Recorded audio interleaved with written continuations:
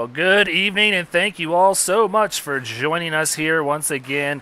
It is night number 3 here at Pocono Raceway. I'm Greg Olenek, joined by Curtis Swatsworth over here at KS Gaming 51. Curtis, welcome to Speed Racing Network, and man, are you ready for some Pocono Raceway action? I know you said you're pretty familiar with this track.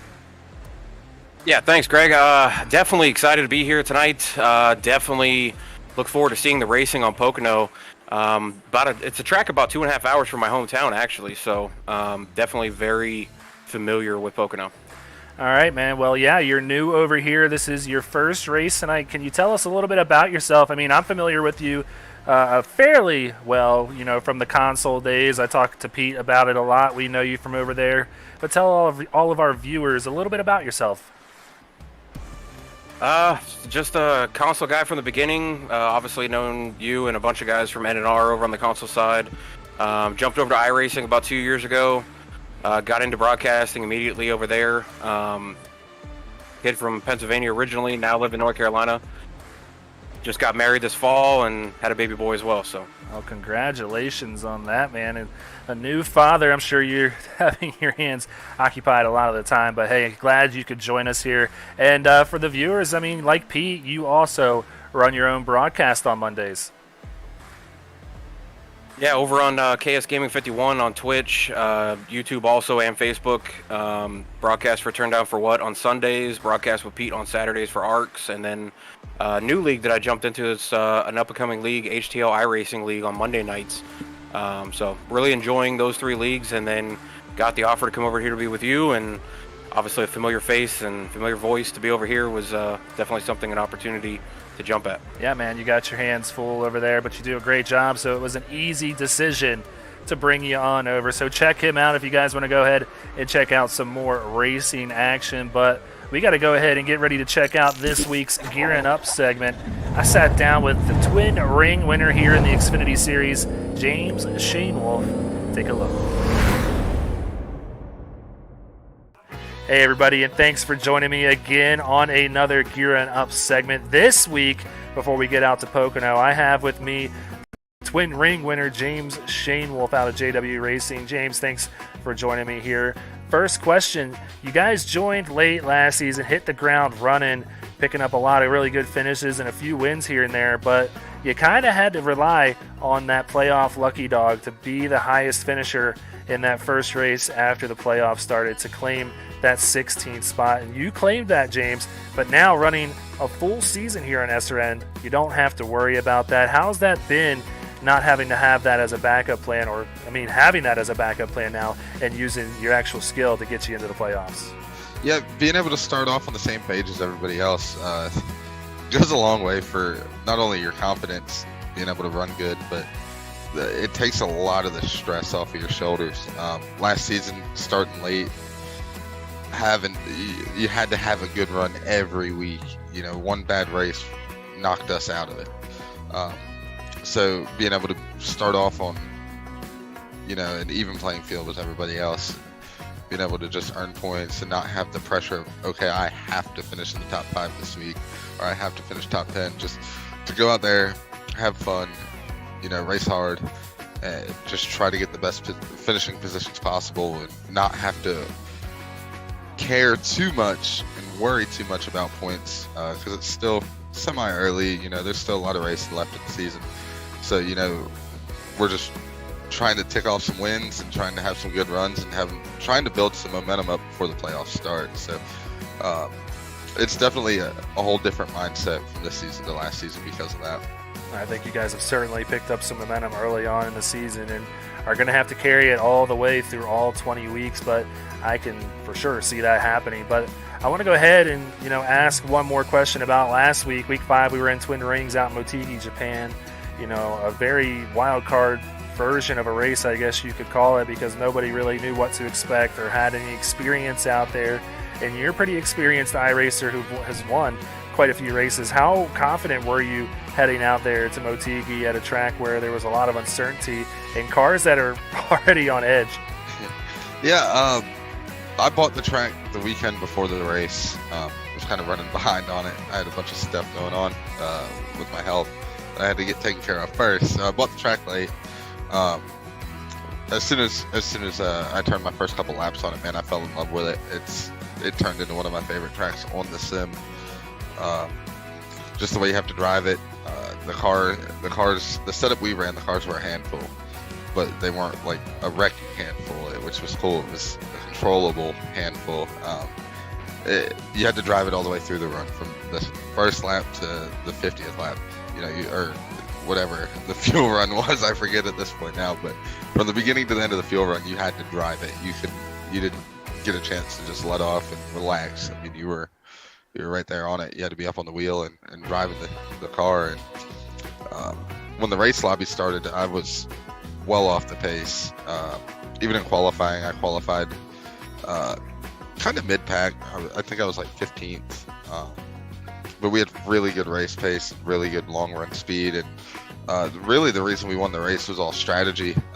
Great call by Justin Rideout to bring me into the pits because I didn't make a mistake beforehand and was mired back in like 20th or so position. And he called me into the pits a little bit before the rest of the leaders and stuff went in, and once they went in, it put us in the front, put us in position to win it. So it was all him. I just held the steering wheel.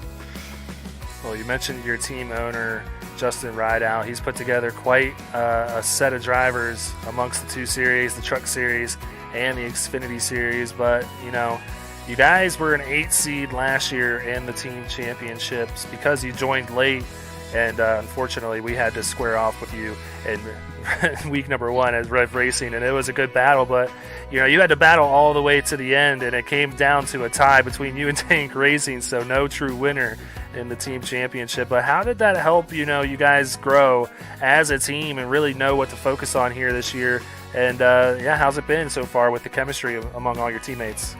Yeah, we got the same group of guys that were here last season, with the exception of Jacob Manning coming in and replacing Justin as a driver.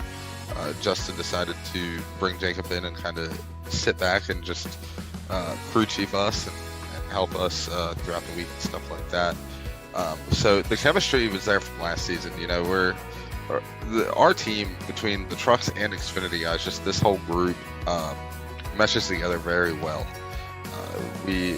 Where one person may lack speed, we got 2 other guys that'll make up for that week in and week out, no matter the track, whether it be a road course, a short track, a 1.5 mile, a 2 mile track. So it really helps us with the diversity and helps us carry momentum and keep our momentum up. So, being on like I said before, being on an even playing field this season, being able to start off even with everybody and not having to play catch up, we're able to just focus on clicking off consistent top 10s, and we have enough momentum and confidence rolling right now to where we feel like we should all finish within the top 10 each week. And I've been doing everything we can to do that, and trying to extend our team points lead because of it, just being consistently up front and trying to stay there. And everybody has done a really good job at it, and I'm really proud of the whole team for it. Well, how do you focus, battling your competitors as well as battling your JW Racing teammates? You got 4 of your teammates in the top 12 in points, and same thing for the Truck Series guys. They're just about all in the top 10 over there. How do you separate the two? You're battling with your teammates, for bragging rights and for pride over here, but at the same time, you got business to handle with the team championship as well as the individual championships. Yeah, right now we're just focused on team points. We're trying to let the individual standings just take care of themselves, worried about getting the team points up, and going into the chase as the number 1 seed, or into the playoffs as the number 1 seed. So right now we're worried about that. Once the playoffs start, I'm sure everybody's mindset will change a little bit, but we're more focused on the team championship over the drivers championship. Justin has a lot invested in all of us, and we really want to snag him the team owner title over winning the individual championship. So hopefully, in the process, trying to get the team points will take care of the individual points for us. Yeah, it should work itself out in both regards. But one last question I got to ask you before I hit you out there on the track. How you feeling about Pocono here in a couple minutes? I love this place. Pocono is one of my favorite tracks as well. It's a lot like Twin Ring. It's a lot of patience with the throttle and, driving the car right on the edge of disaster, basically. So it's another one of them tracks that really fit my driving style. I know with all the practice we have done this week, everybody's showing a ton of speed out of the JW camp, so that's always a good thing. Shocker. Yeah, but we're not taking away anything from anybody else, man. We love this. We love this series. We like the guys that we race against as well. There's a good 10 to 15 guys that could go out there and win each week. It's not a given for us to get a top 10. We just put the time in and hope that we can get it and try and put ourselves in the best positions possible to get all of us within the top 10. But it's a stacked group of guys, and we're definitely having to work for every position that we get on track and in the point standings. So we're not taking away from anything from anybody at all, but we're going to keep on trying to keep the momentum and the confidence going, and hopefully click off some more good finishes here until the playoffs start. Yeah, you're exactly right. I mean, last season in the Xfinity Series, we saw 15 different winners, including myself. So that just goes to show you how competitive it actually is out there. And so far, through 5 weeks, 5 different winners here in the Xfinity Series. So seeing a lot of parallels from last season to this one. So that's all I got for you, James, and going to go ahead and let you get suited up and head out on the track. So good luck out there, man, and I expect to see one of you JW guys running up towards the front here tonight. Yeah, man, we're gonna try all we can. Hopefully one of us can be here next week talking to you. All right, buddy. Well, take care and have a good night, and tell whoever that is behind you that I'm sorry I kept you up. Oh, you're fine. All right. Well, thanks to James Shane Wolf, and once again, I'm really sorry for waking up whoever that was behind him. I'm assuming that was his wife. But yeah, here's the look at the playoff standings as it lies here after Twin Rings. Jacob Manning leading the charge there in first at plus 90 ahead of the cut line. Set 3, Drew Ballesteros, Seth Berger, and Kyle Benson rounding out the top 5. So it's a lot of fun action that we have here on the SRN Xfinity Series, Curtis, because so far 5 different winners in 5 races, and some of these names stick out to you. Yeah, I mean, Jacob Manning sitting there with 4 top 5s to be at the top of the point standings. That's a really good start to the season. Drew Ballesteros, I've seen him a few different times in different leagues. James Shane Wolf winning last week, known him for a long time with NNR. Tristan Bailey's on that list as well from NNR. I remember racing against him in the Xfinity Series over there. Definitely very hard to beat over there. So I think we're probably going to see him in the top 3 tonight at Pocono. Yeah, he's going to be very hard to beat. Looks very fast out there in that 88 Chevrolet Camaro running out of Murray Reedy Motorsports. But Brandon Domain, our very own commentator on Wednesday nights, currently finds himself on the cut line, just plus 3 over Bo Tiffany, who was a playoff driver last year. So it is heating up. And here's a look at the rest of the drivers that are sitting behind that cut line, looking to get themselves in. Some big ones out here. Daniel Keith Jr., Nathan De La Rosa, who has had a really good start to the season, finds himself 5 points behind the cut line. And then you got Matthew Robinson out of JW Racing. He's the only JW car not in the playoffs. He also looks really fast here tonight. And then the Season 1 champion here in SRN for the Xfinity Series, Logan Joyner, finds himself in 33rd, 48 points back of the cut line. And Curtis, we have 3 drop weeks here that you can use at any time you want for your 3 lowest scored points races. So these standings are going to change a little bit before we get to the playoffs, but this is how it looks right now through 5 races. Yeah, they could absolutely get shuffled up around here with different races that guys could drop out as being their lower race or whatever they choose to do. So you could have guys jumping up from the back and claiming those points. So this thing could definitely get jumbled up in the next few weeks. It's going to probably look way different by the end of the season.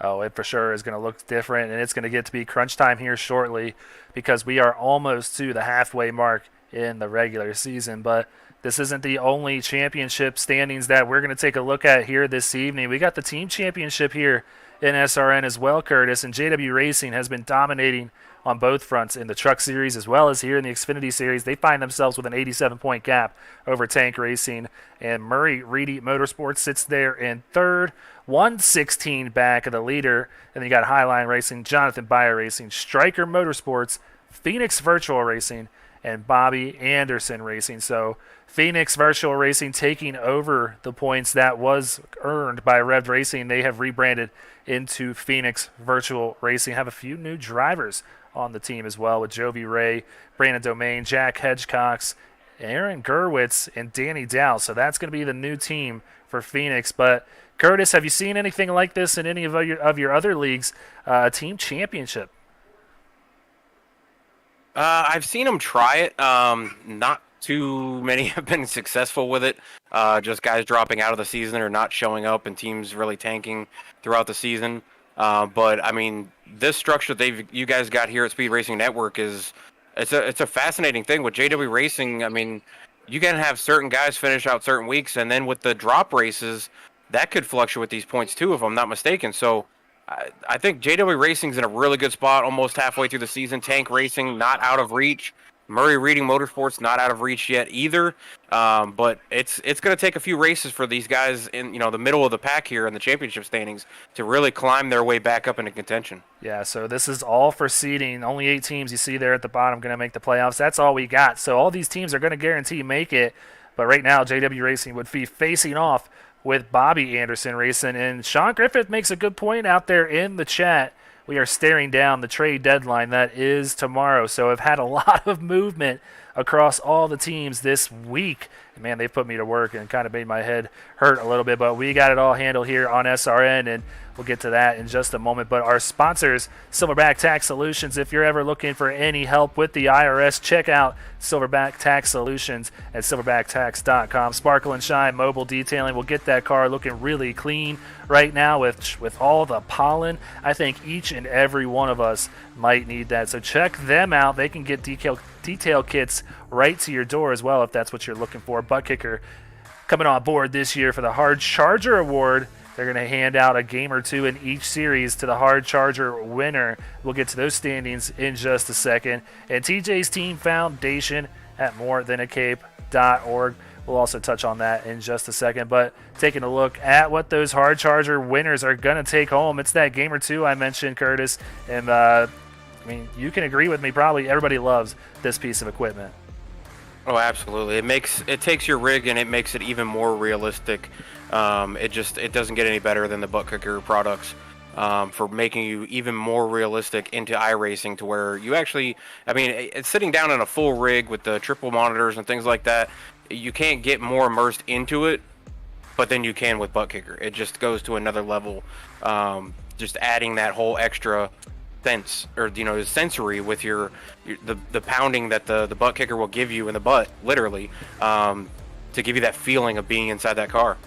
Yeah, so go and check out our social media pages, and we will have our link to go to their website right on our pages there. But this is a look at those standings. Kyle Spees currently leading the way over Taylor Smith, Michael Lamenti, Joe Ruggles Jr., and Michael Larch. So a lot of these guys still in it for the running here, but Kyle Spees with a commanding lead. But we also got the Silverback Tax Solutions power rankings to go ahead and glance at really quickly here. And Jacob Manning, no surprise, still in control of that number 1 position. Set 3, number 2, no changes between those two guys. But Kyle Spees moving up to 3rd with Ballesteros Benson in 4th and 5th. So pretty cool look at what Sean Griffith's opinion is here on what the power rankings look like so far. And I know a lot of these bubble drivers probably going to want to get in here in the mix as well. Yeah, Greg, I mean, I was looking at this thing earlier, and I was noticing that Kyle Spees does not have a top 5 throughout this season so far, but he is still ranked at number 3. No wins as well. Jumped up from number 5 from last week. So I mean, it's kind of funny to see somebody with 0-0 in those two categories and still be in the top three. That's how much respect he deserves on track. But I mean, there's a bunch of names in this list you would typically see or usually see on this list. But there's a few that are not on this list, and some of them are in that bubble driver category. Yeah, so, hey, this is not my doing. I don't come up with the formula that Sean Griffith put together, come up with this. But, hey, I don't disagree with him. Kyle Speed is one of the best out there. But we only got a few more seconds to take a look at TJ's Team Foundation over there at morethanAcape.org. And, Curtis, you, along with everybody else, I know Pete preaches it a lot. This is a great foundation that needs all the help that they can get right now. Yeah, I've known Cape for a while. Definitely a foundation that people need to look into, and definitely see if they can do any kind of help and get money towards kids and things like that. Yeah, so go ahead, head over to their website right now, learn a little bit more about them. You can click on that Our Story tab right there and really get a feel for what this organization and foundation is all about.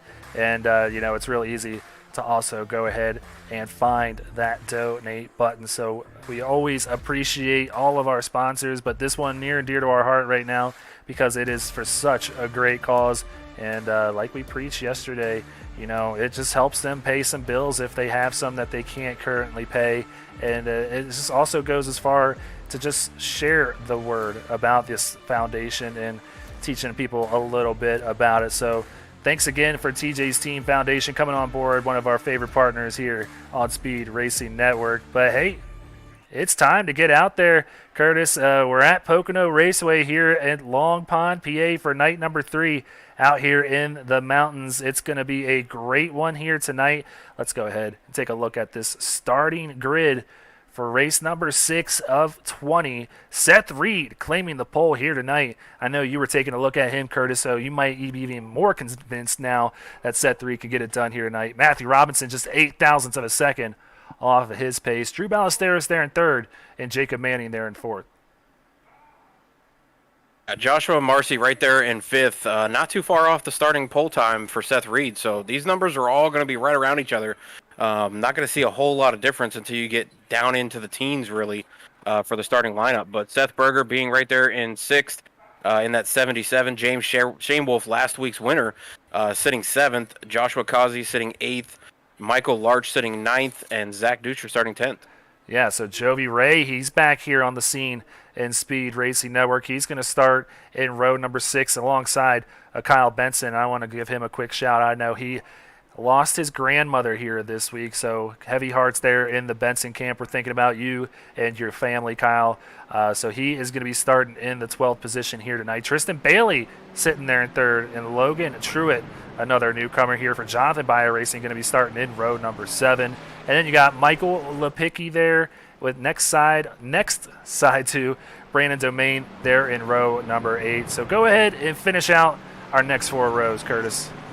You got Jack Hedgecock right there in 17th. Dylan Patterson in the 8 car sitting 18th. Logan Joyner, who we were talking about earlier, in the 3 car sitting 19th. Aaron Gerwitz in the 09 in 20th. Daniel Keith Jr. in 21st. And Nathan De La Russa in the 22nd position starting tonight. Yeah, so that's a look at your first 11 rows here this evening. The pace car lights are off, and I kind of set you up for this so you weren't put too on the spot here, Curtis, but you got to make a pick, man. We make picks here on SRN. Who do you think's going to win here tonight? Well, I kind of was watching Seth Reed prior in the practice. You and I were talking about it a little bit there. He was sitting 3rd in practice, so now that he's jumped up there in qualifying and went for the pole, and by a good margin, really, if you really look at it for Pocono, I think I'm going to go with the 88 or 81 Chevy of Seth Reed. All right, I'm going to go right behind him and pick Drew Ballesteros tonight. Not familiar, not too sure, but I think he may have won here last season. I need to get better at checking that before I'm too certain and give him the win last season. But I think Drew Ballesteros gets it done here tonight and gets his 2nd win on the season. But let's go ahead, put that timing tower up, because that Silverback Tax Solutions green flag is a waving here in Pocono.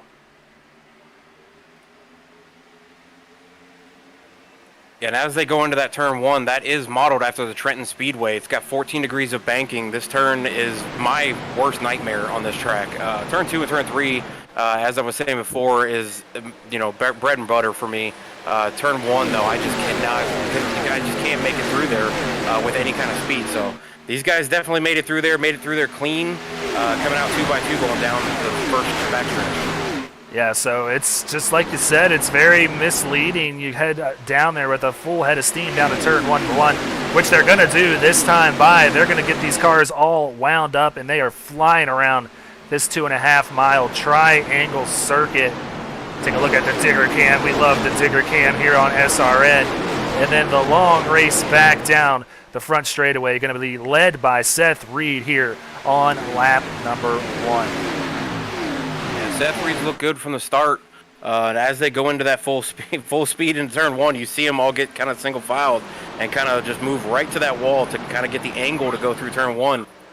They did it a lot cleaner than I usually do. I'm usually up in the wall coming out of turn 1, but they definitely went through there pretty clean and carried a lot of speed and momentum down this first stretch right into turn 2, which, as we all know, is a tunnel turn modeled after Indianapolis Motor Speedway. And, Greg, we got a caution. Looks like it. Seeing Tyler Murray as well as Lucas Lyons back here. So they're involved in this first caution of the night after a caution-free race yesterday. We're going to go ahead and kick this thing off early with a Sparkle and Shine Mobile Detailing Wreck Replay here tonight. So going to go ahead and cue this up and see it from Tyler Murray's perspective.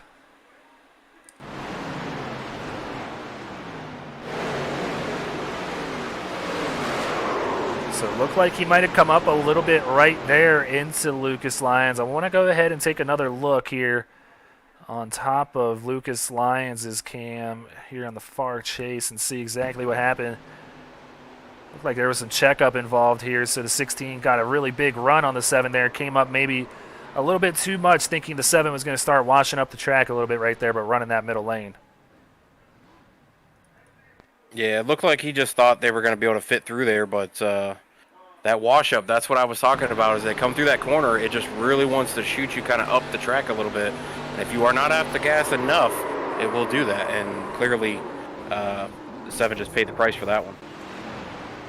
Yeah, so we'll find out here shortly who the race admins will put that one on. I have to imagine it's going to be this man right here in the 16, Tyler Murray.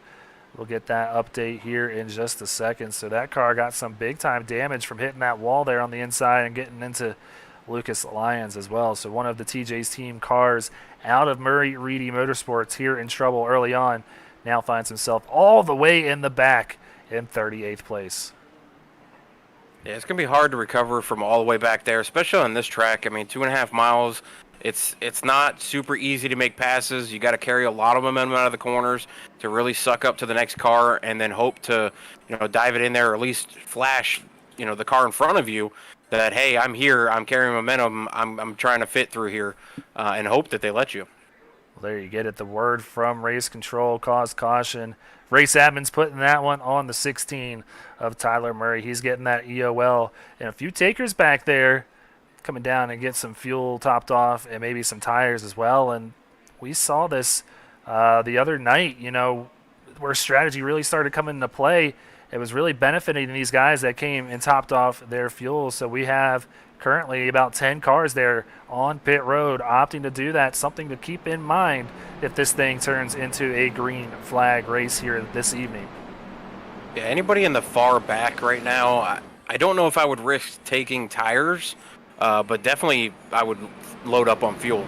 Tires, I mean, it could help move up a little bit, especially on these restarts with everybody all bunched together, but I don't know if I would, kind of waste that extra set. Only being 3 laps into this race, you only get 5 tonight. I don't know if I would waste a set, but I mean, if you're in the very far back, you kind of, throw it on there and see what happens, and maybe you can delay putting another set at another quick caution later on or something. Well, I think a lot of the drivers that did go in agree with you, Curtis, because a lot of them showing 6.5, maybe 5.5, 6-second pit stops, meaning they really only took fuel. And if they did take 2 tires, it was definitely left sides for it to be that quick. But a few like Dave Hughes Jr. and Lucas Lyons opting to come down and get a full pit stop.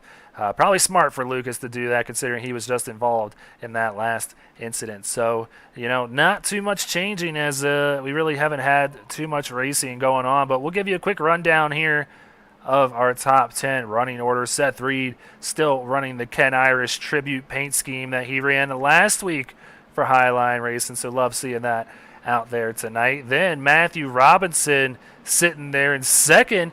If he gets the win tonight, that will be 4 different drivers out of 5 in the Xfinity Series that have gotten a win for JW Racing. So he looks really fast here this evening and is going to want to really get by that 81 here early on. And then you got Drew Ballesteros, my pick here this evening, sitting there in 3rd place. Jacob Manning going to be in 4th, with Seth Berger in 5th. Yeah, I think Matt and Drew are probably going to really want to try to get by Seth and not let him, lead this pack around. I know it's early in the race and everything, but I think the way that Seth's been driving and as quick as he's been, I don't know if you really want to let him get out there and lead this around and try to stay with him and maybe burn up your tires faster than you would expect. I know a lot of guys try to roll around this course and try to, save tire a little bit to where they're better in a long run and things like that, but if you really want to stick with Seth and you don't want him to get out there too far and this is the only caution we have tonight, it could get really stretched out if Seth's really flying like he has been. Yeah, we'll see if he's able to make that long run work like he did at Twin Ring last week. But just want to go ahead, give another quick shout out to Kyle Benson. Thinking about you, buddy, and learned that he lost his grandmother here this week. So it is never easy to lose family, but it gives us an opportunity to really honor them on the track when we do, Curtis. Yeah, I actually just kind of went through the same thing about 3 or 4 weeks ago. My grandmother passed as well. And my brother actually went out the next week and won a race in the Turn Down for What series. So he honored our grandmother by doing that.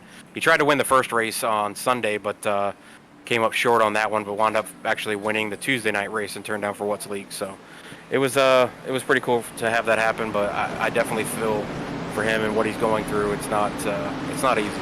Never is, and we never want to lose our family or friends, but hey, keep them in your memory and they never die. So gonna watch that pace car peel off back down pit road, and we're gonna have our second attempt at a green flag restart here tonight. The Silverback Tax Solutions green flag waving here in Pocono.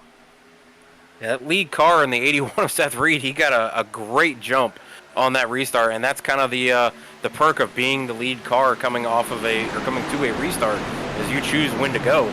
The 51 did not go, so the 54, who was behind the 81, was able to jump at the same time, and they both cleared going out of turn 1. Yeah, and the problem with that, which we're going to see here all night actually, is if you don't have the momentum to carry down these long straightaways, it is a killer. It's almost like the Roval, where you have to really keep the momentum the whole time, but you will really lose a lot of time with how long that front straightaway is especially. So keep an eye out for that here tonight. Momentum is everything here at Pocono. Yeah, absolutely. And like I said, the 81 and the 54, they really carried the momentum out of turn 1. 77 also made a good move following the 54, but that outside position on that front row ended up 4th on this restart, so not a very good restart for second place there. Yeah, so Robinson back to 4th now, but nothing changing up front. Seth Reed continuing to lead the way, and it's just always cracks me up to see these guys do this snake effect down these straightaways. You're going to see, just as I say that, they make me look like a fool. But Seth Reed trying to break this draft among these drivers behind him, so he is dipping down to the bottom of these straightaways, and then being so long, you have a chance to get back to the top by the time you get to the entrance of these turns. So we're going to see it happen here again. I know they're going to do it. Maybe not now that Seth Berger is a little bit further back. He finds himself about 0.3 off of the pace. So it just cracks me up whenever you see it. And I know it's different among drivers. Some think it works. Some think it doesn't matter. Clearly Seth Reed thinks it matters. I don't know. I always feel like I'm hurting the tires more by carrying that much speed and turning the car like they are. It's not like they're easing the car down to the inside row or inside lane and then back up to the high line. Some of them are jerking that wheel, and to me that just says you're going to be shredding those tires, and tires are gold around here on Pocono. So I don't know if it really works. I know they do in the pros too. They block and they, snake all the way through and everything else, but it must work, I guess, because a lot of guys win doing it. Yeah, I mean, even if you don't think it works, you're still going to be like Drew Ballesteros and follow him down there. It's just second nature to try and get the draft anywhere you can on the track. But after a while, it's not going to matter here because Drew Ballesteros starting to see that car in front of him get a little smaller here after each turn. That lead now over half a second. Yeah, and this is what I was talking about, is I don't know if they really want Seth to go out here and lead all these laps and just disappear on them. I was talking to a few of the drivers before over in SW Racing, and they were saying they thought that this track, they wouldn't produce any cautions, but we had that quick caution right there, and they kind of thought, this would go majority green.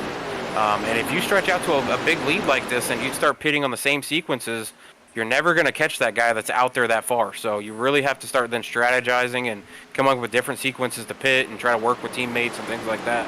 But I don't know if you really want that guy to get out there that fast, especially, he's laying down some fast laps. He's the fastest car on track. Yeah, but Ballesteros not letting him get too far away. That gap's starting to shrink a little bit. Taking a look here at a battle between teammates, looking like Jacob Manning's starting to win this battle. But then James gets a really big run down this front straightaway, and I just think he's going to sit here behind his teammate here out of JW Racing and kind of just run off some laps and save his stuff. And that just seems to be the motto around that race team, and just be patient here early on. Everything will work itself out. And currently all 5 of them find themselves in the top 10 with Larch now in 10th place. Yeah, looking at the lap that Reed just laid down, I think he messed up in turn 2, and that's where Drew was really making some momentum down that second straightaway to turn 3. And it shows in the lap time. He was actually about 8/100ths faster that lap. So we'll see here if Seth can really lay down another lap. Currently through Sector 1, he's already made up that 5/100ths back. So he's really making up the time in Sector 1. Sector 2, he's carrying the momentum into turn 3, and it should be a lot faster lap. So I think we're going to see Drew stretch his lead back out again. Kyle Spees making the pass on Brandon Domain here for 16th position here. So Kyle Spees currently at +7. And you know what that means? We're going to go ahead and cue in on Kyle Spees out of Bobby Anderson Racing and go ahead and bring up that Butt Kicker Hard Charger, because he's currently our Butt Kicker Hard Charger Award recipient for Pocono here tonight. So doing a great job, already at +8 if he can pull off this pass with Brandon Domain. Yeah, Ben Park back there with the same amount as well, as +7 right now, sitting back in 27th. And actually, as I said that, he just fell to 26, and now he's +6. But Brandon Richardson and Ben Park are both coming up through the back. Yeah, so this is just one of the fun awards that we have on SRN this year. It's just fun to see these guys racing through the field, and Speed starting in 24th tonight. Now finds himself in 16th. And hey, you mentioned it. He's sitting there in 3rd on the power rankings with no top 5s. I think he can very well get that top 5 here tonight. I think this is his type of track, a big 2.5-mile fast triangle here with 3 different turns. Look out for that 25 here tonight. But Seth Reed starting to set the pace here and pull away from that 54 Ballesteros. Ballesteros, though, going to have to pay attention to that 51. His teammate Matthew Robinson just behind him because he is coming. Yeah, Robinson just laid down the fastest lap, that last lap right there. Not by much, but it matters on a track like this. If you can tick off a few 100ths right here and there through turn 1 and 2, and carry that momentum into turn 3, it'll make up after a couple of laps. You'll be right back into it, and that seems to be what the 51 is able to do, carrying that momentum off these corners and then just closing in on 2nd and 1st. Well, Causey pulling off the pass over Josh Marcy. That puts Marcy at -4. Started 5th this evening, now back in the 9th position. But some racing here happening all over the track. Some good battles. Let's go ahead and take a look at this one. This is Tristan Bailey putting a move on the newcomer Logan Truitt here in the 91. So Tristan trying to get back up to where he started. He's currently in 14th. Started the evening in 13th. So trying to bring Jack Hedgecox along with him out of Phoenix Virtual Racing. But they're going to go side by side here down in turn number 2. Yeah, Jack kind of left him. He kind of left him hanging a little bit there and drafted with the car in front of him, the 91. Didn't really draft with the 88 as it came through, but we got a car on the wall coming out of turn 2 there. Yeah, that's Joseph Causey up in the wall here in the number 42 Boss Security Ford Mustang out of Tank Racing. So I'd like to see that with Joseph Causey, one of our best drivers out here, but just started in the Xfinity Series 2 weeks ago, or actually last week at Twin Ring, and has struggled ever since getting in the series. So he now finds himself falling back to 18th position after just getting passed there by Brandon Domain. Now Logan Joyner to his inside. There's a few guys that are really battling back here. The two just did not carry the momentum at all, and you're going to see him get past by possibly 3 or 4 cars down this one stretch if Tristan can get to the back. I don't think he's going to make it, but he's right there. Never mind, he is going to make it. So in turn 2, he's going to lose 4 spots in one stretch. And this is always a dicey moment here when you're going side by side into that turn number 2, mirrored after Indianapolis. So a tight corner to do just that. But yeah, Zach Deutscher falling through the field now, back to 15th, now getting passed by Nathan De La Rosa. That'll put him back to 16th once 66 clears him. So big trouble here for the number 2. Yeah, he just lost 7 spots in one lap. And really that was all just because of the momentum he lost in the one corner. He just wasn't able to carry the speed down the straightaway, and everybody else was lined up nose to tail and just carried the draft all the way through the straightaways and then right through turn 2, and he just lost all of his momentum coming out of turn 1. Yeah, so a new driver for Bobby Anderson Racing here currently finds himself now in the 16th position. So Deutscher going to look to maybe make up some ground on the rest of the field. But here's a battle back here between Mike Lepicki and I believe that's Danny Dow. So Danny Dow getting done here and past Mike Lepicki. So that's going to bring Aaron Gerwitz here along with him. So Mike Lepicki now starting to fall through the field a little bit. Now these tires really starting to show what they're worth and how well you're saving them with now on lap 16 out of 60 here tonight. Yeah, there was a close call right behind them. I believe that's the 15. He gave a little bump to the driver as they went into the corner of that neon black and green car there. I'm not sure which one that is. But yeah, gave him a little bump as they went through the corner, and he actually went sideways and was able to save it and continue on, but he just lost 3 positions because of that. Well, Max Service opting to come down. I think you might have been talking about James Shanewolf, maybe. Is it this car with the bright green?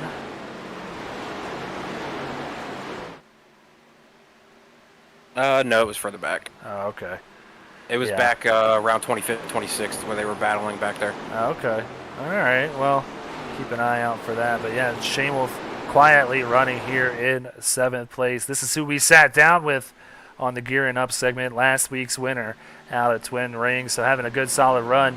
He needs to make up some ground here on these leaders in the point series and put some distance between him and the rest of that cut line. So Daniel Keith Jr. opting to come down pit road this time in the Gutter Brothers Chevrolet Camaro out of Highline Racing. So may be seeing some cars start to make this thing and cut this thing into 3 thirds, making this thing a 2 pit stop race, which I think was a for sure given here tonight. So having the looks that it might stay green here.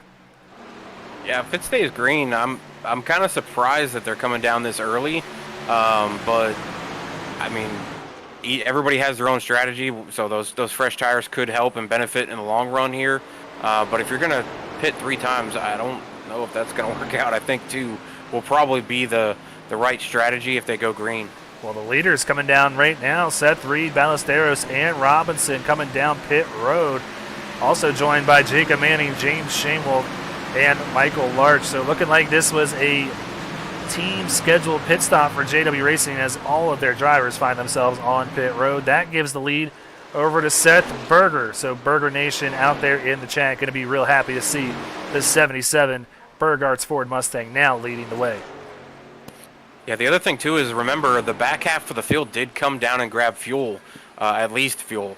So they'll be able to stretch this a little further, and they might be able to take this into the 20s. I know we were only 3 or 4 laps in when they had that first caution there, but that could really stretch it out if they were saving during those pace laps. Yeah, that's what I said, man. Just anything can happen when you go off of the normal cycle. So going to be curious to see how far they can make it might just try and pull a strategy where they stay out as long as they can and maybe try to get a caution. Seeing Dylan Patterson come down pit road now along with Brandon Richardson. So not as many takers, and about half the field now has pitted at least once in this race. So now it becomes a chess match of who decides they want to come on down pit road and get 4 fresh tires and a full tank of fuel, which, man, 4 tires here at Pocono feels good. Yeah, I don't know what the actual fuel mileage was for amount of laps, but I didn't catch that early on. But I think I would try to run 20. I mean, if it's 60-lap race, if you really think it's going to go green the whole way, I would try to run 20 if I could, and just, stop the 2 times. But I don't know what their actual fuel mileage was. It could be closer to the 15, 17 range, which is where we're seeing guys coming down.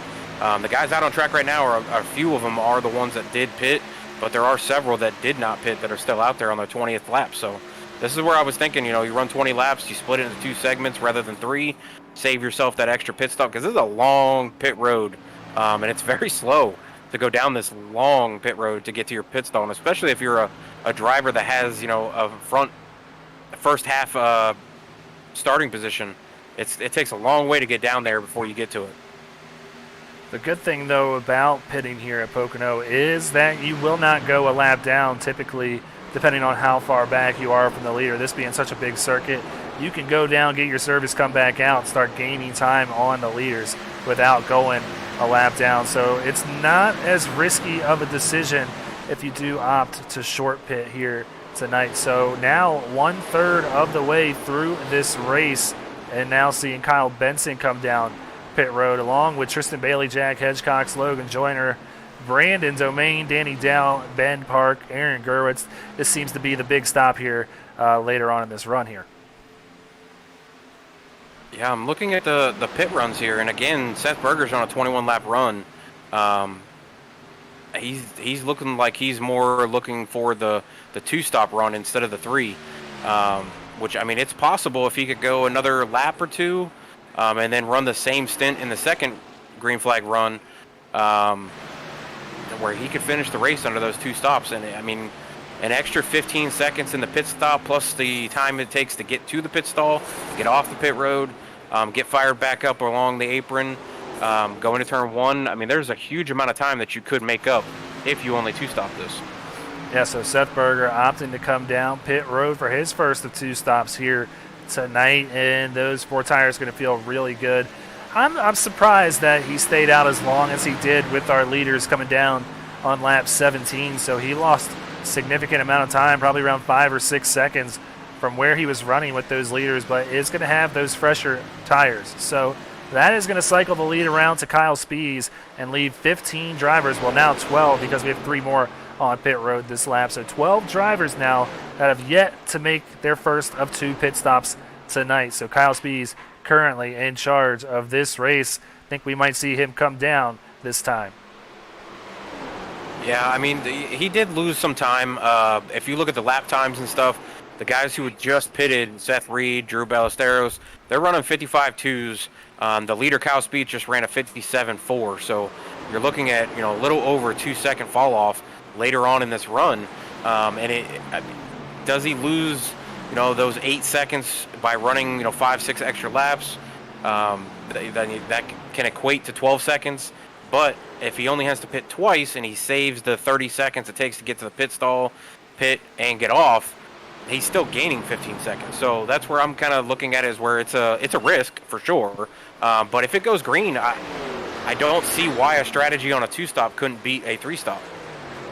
Yeah, and I mean, we've seen it earlier on this week in the Cup Series as well, where it was a 70-lap race. They did a 2-stop strategy and then pitted for fuel only to get them to the end. So maybe we could be seeing a very well similar strategy play out here in the Xfinity Series tonight, because I think something has to be playing in the head of Kyle Spees. He knows what he's going to do here tonight, because I think by now he, along with a lot of these other guys, would have pitted already. We still have about 11, 12 drivers that have not made that first pit stop. So Kyle Spees continues to lead the charge. Man, someone back there keeps getting very close to the wall. Not too sure. That might be Dave Fuge Jr. back there in the number 4. But, yeah, Kyle Spees with a half-second lead over Nathan De La Rosa. Yeah, and Spees, we were talking about earlier, does not have a win this season, but still sitting in the top 10 in points, top 3 in the power rankings. And, I mean, this is his chance, really, with this much. I mean, he's got a little over a half-second lead over the next car on the same pit strategy. But if you look back to Seth Reed, he's got almost 48 seconds, 50 seconds on Seth. So if he can stretch this a little bit further, almost to 30 laps if it's possible, and then be able to pit, take the fuel and the tires, he could essentially do this in one stop. I mean, look at the time that he's losing to Seth Reed by staying out. He's going to stay out again here. He, in those last 5 laps, I'm going to do some quick math, all right, so bear with me. All right, computing. That seems to be close to about 9 seconds over 5 laps, and that is significant. He is going to lose all that time and have to gain it back, and I just feel like what we saw yesterday, Landon Cardullo and JBR opting to kind of, stay out and do the same thing. They weren't able to make that ground back up, so it's just a tough line to walk and a tough decision to make, and you have to do it all while out there competing with your peers. So it's just, I think Kyle Spees, like I said, knows what he's got. I think he's sticking to his guns. Bet is made at 25 staying out, but is he running out of fuel here?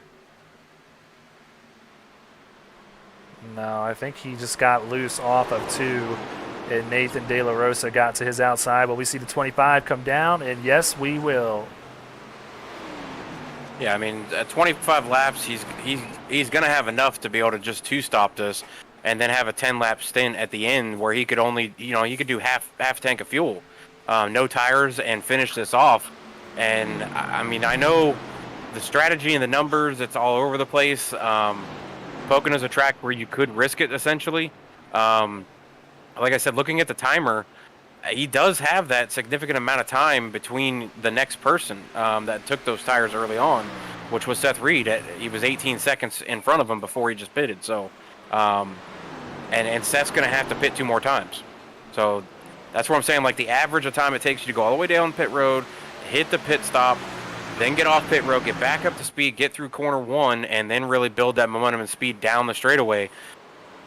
I don't know if it equals out. It'll be close. I think it's a great strategy by Kyle if it works out for him. And then vice versa for Seth. It's a great strategy to be on the same schedule as about 3/4 of the race here. They all are about the same, and he's the fastest car on track with those guys.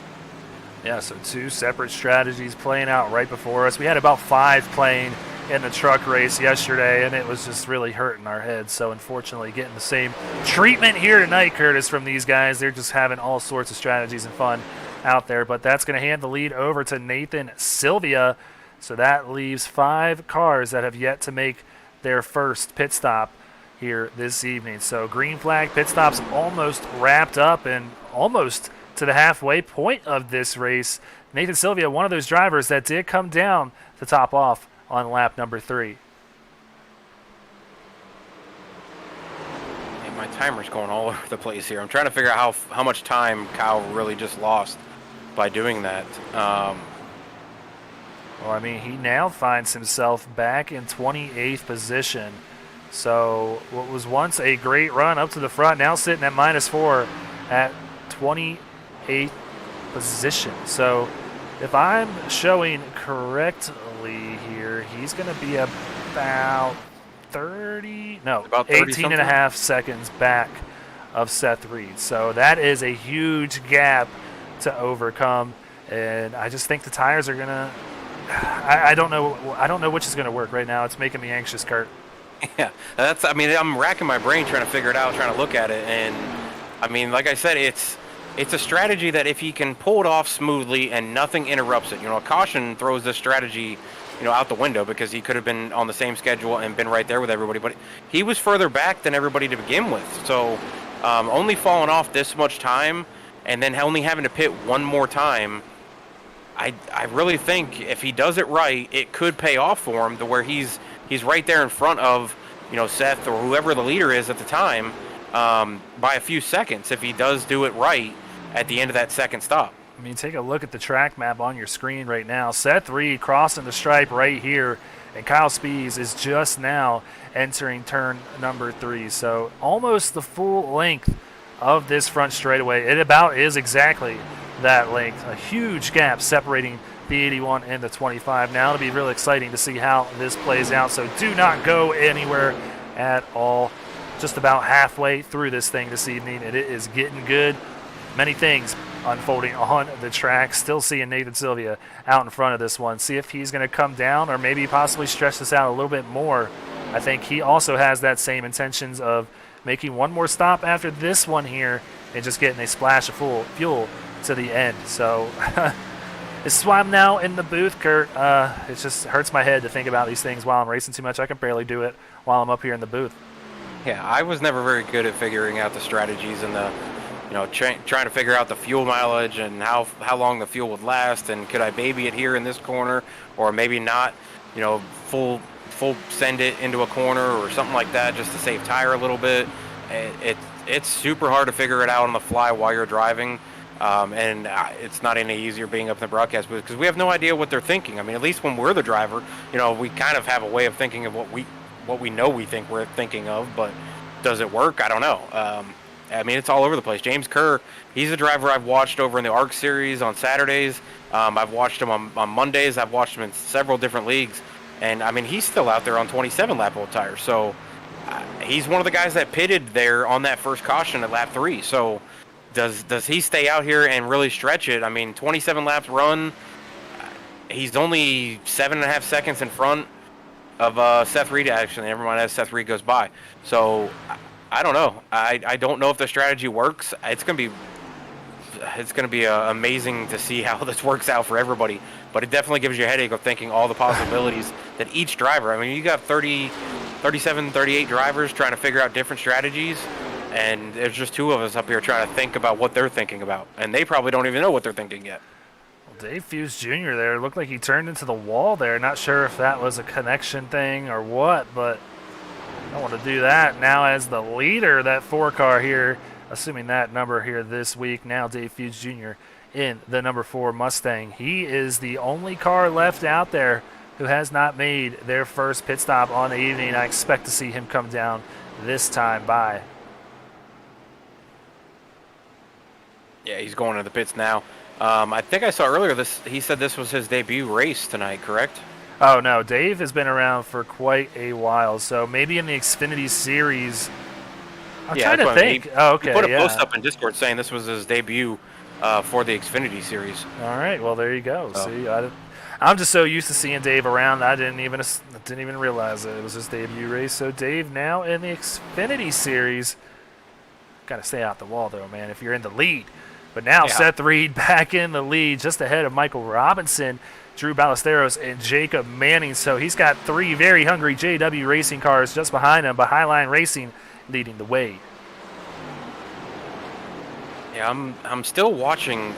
It's got me trying to figure this out in my head, but I know it's not going to work. But I mean, still looking at Kyle Spees' times, and he's sitting 15 seconds back now from the leader Seth Reed, just under 14 actually, and he's running about he was running about a second. Oh, and there's the caution.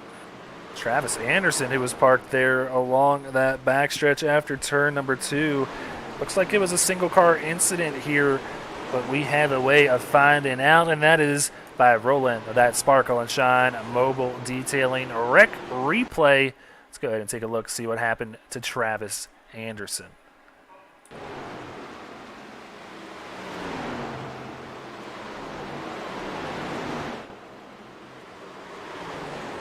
So looks like Dylan Patterson and Travis Anderson making contact, and then a little bit of netcode possibly there on the exit of turn number 2. We'll take a look here from the far chase cam to get a little bit of a better look.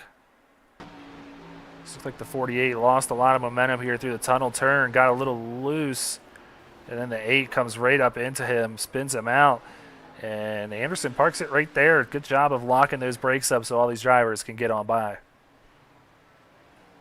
Yeah, Greg, this is going to throw even more strategy into this. Dave Fuge just pit, so he's literally out there on 2-lap old tires babying this thing around. And the rest of the guys, Seth Reed, Matt Robinson, all them, they're on 16-lap old tires. So they're probably going to come down and pit, I would assume, being out there this long. But Dave's going to be able to just go right to the front with whoever else just pit. I mean, Logan Truitt just pit 6 laps ago. Nathan De La Russa just pit 7 laps ago. Even Kyle Spees 8 laps ago. Does he come down and just take fuel? There's strategy all over the place with this. Yeah, I think I'd have to come down and at least just top off on fuel.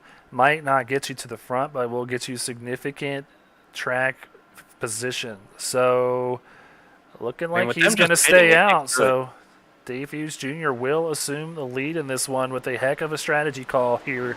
And that 4 is going to be leading the way at Pocono. But, Kurt, let's go ahead, let all these pit stops take place. And we're going to take a pit stop ourselves and go ahead and run a few commercial breaks. We will be right back. Want to be a part of an established league on iRacing? A league that's competitive, fun, and above all, fair? Look no further than Speed Racing Network. Originally known as Mid-South Madness, SRN has evolved into a league that can bring the best out in any given driver. Drivers work their way up through the ranks to hopefully one day call themselves a champion of Speed Racing Network. If you're interested in joining, don't hesitate to reach out to league admins to claim your spot today. Maybe you'll end up in the history books. If you're interested in becoming a sponsor in Speed Racing Network, feel free to head over to www.speedracingnetwork.com and reach out to an admin today. And as always, remember to go faster. Silverback Tax Solutions specializes in dealing with IRS tax problems. If you are receiving threatening letters from the IRS, or if the IRS has placed liens or levies on your property, Silverback Tax Solutions can help you find relief. We have worked with hundreds of people to resolve their tax problems. If you're behind on filing your taxes, it's never too late to get on the right track. Silverback Tax Solutions can help with that also. Don't let another night go by where you lose sleep worrying about the IRS or your taxes. Head over to www.silverbacktx.com or call 662-996-4357 and contact an enrolled agent today. We can help you gain peace of mind and deal with those problems for you.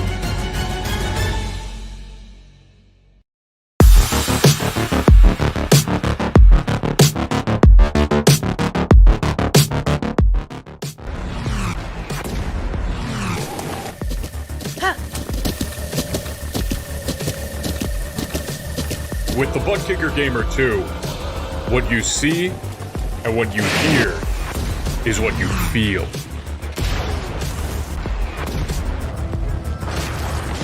Butt Kicker. The future is feeling.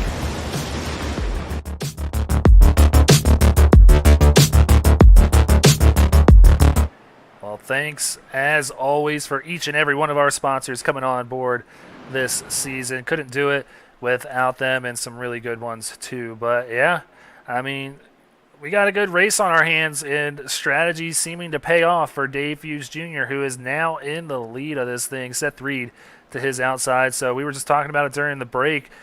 Kind of crazy how all this strategy is playing out.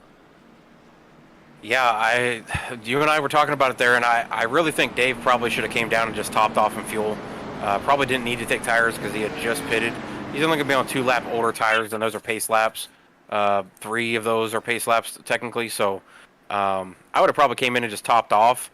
He would have probably still made it up into the top 5, top 3 off of that pit stop, but I don't know if he can make it to the end. He's going to have to be hoping for a caution within 15, maybe 15 laps, make everybody pit again. Yeah, cautions certainly breed cautions. We know that all too well, so it could work out for Fuge. Maybe he gets his first ever career win here on SRN this evening, but only one way to find out, and that's to kick this thing back off and get that Silverback Tax Solutions green flag back out here at Pocono Raceway. 25 laps to go. Yeah, the problem for Dave is he's got the fastest man on track right behind him. Seth Reed moving back up into P2.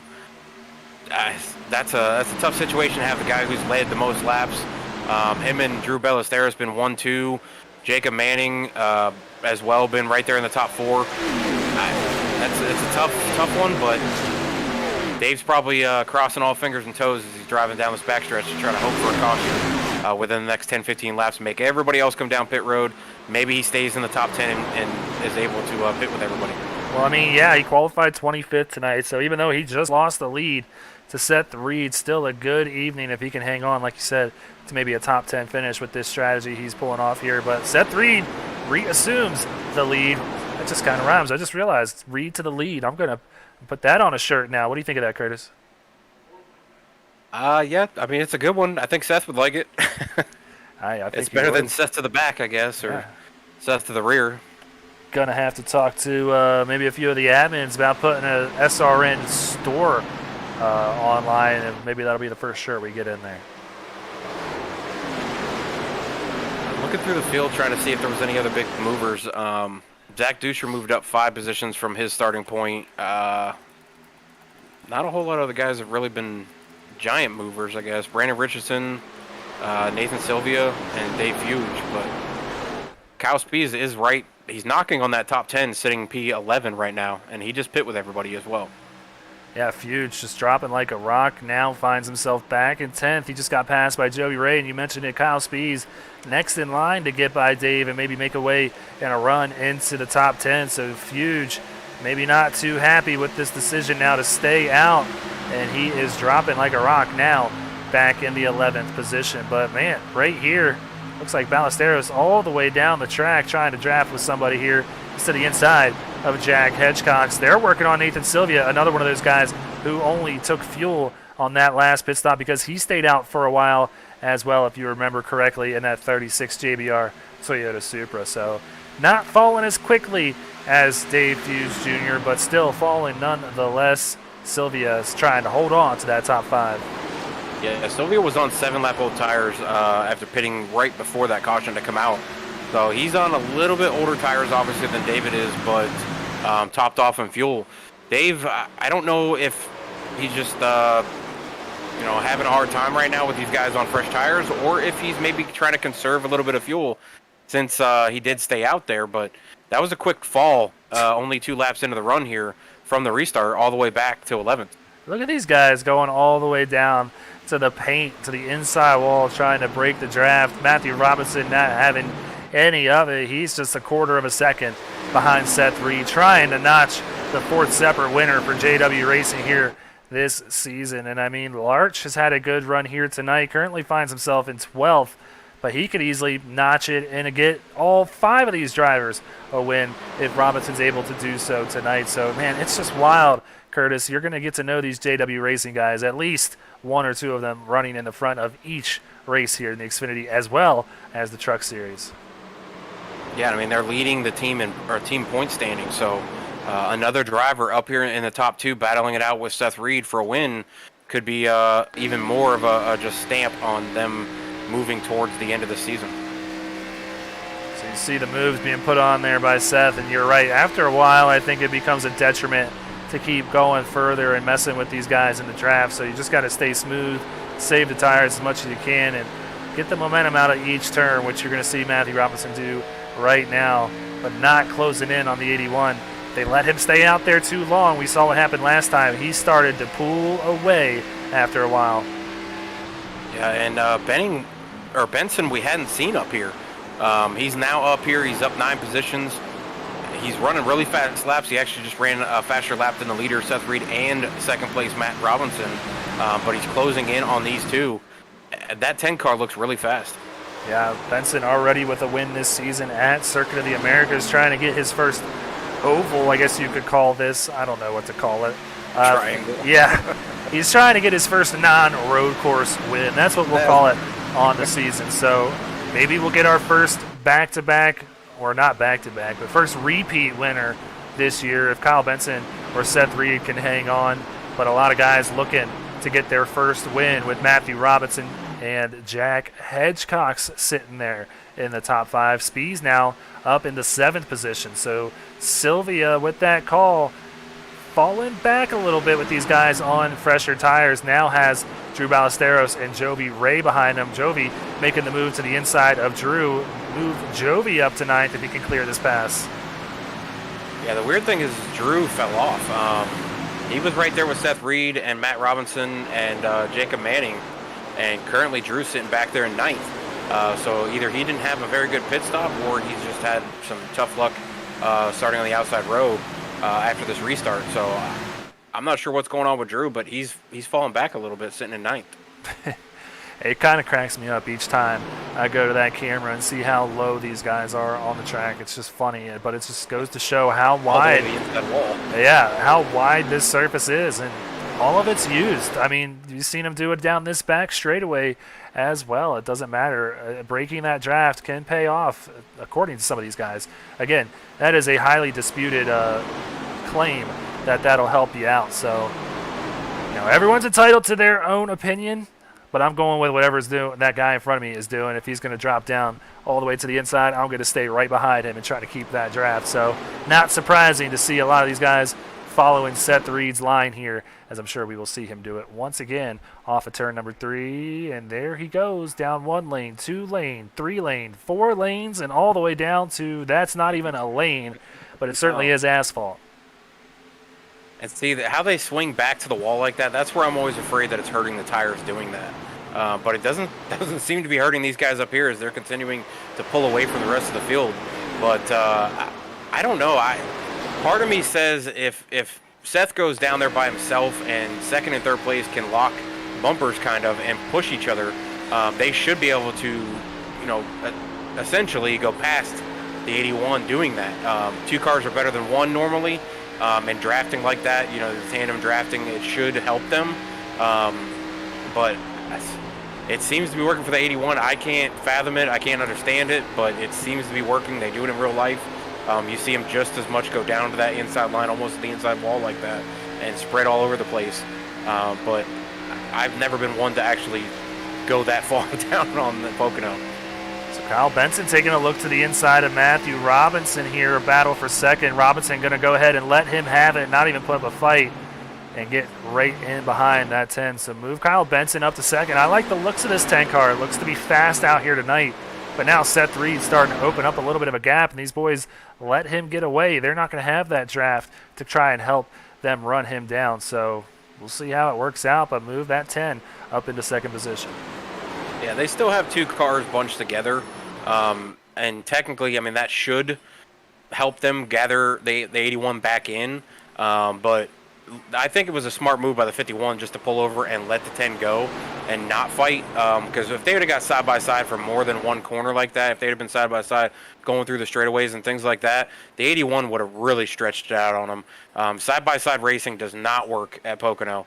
It definitely hinders both cars and allows that car out there by itself just to really stretch on them. Yeah, and then you have the risk, too, of getting into another car. It just gives you that danger, that added element of danger when you make a pass on somebody and really have another driver defending against you. It makes mistakes happen, and then that easily can end your night.